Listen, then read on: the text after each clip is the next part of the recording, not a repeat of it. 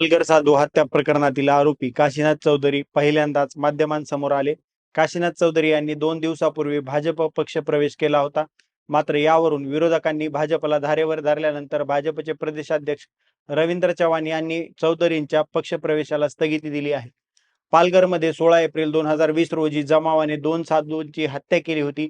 या घटनेमुळे तेव्हा राज्याच्या राजकारणात मोठी उलथापालथ झाली होती. या हत्येनंतर भारतीय जनता पार्टीने तेव्हाच्या महाविकास आघाडी सरकारवर हिंदू विरोधी असल्याची टीका केली होती.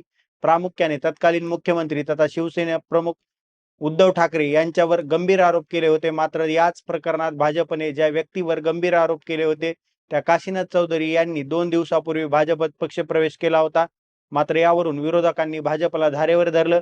विरोधकांच्या टीकेनंतर भाजपचे प्रदेशाध्यक्ष रवींद्र चव्हाण यांनी काशीनाथ चौधरींच्या पक्षप्रवेशाला स्थगिती दिली. यानंतर आज 18 नोव्हेंबर रोजी काशीनाथ चौधरी यांनी पत्रकार परिषद घेऊन स्वतःची बाजू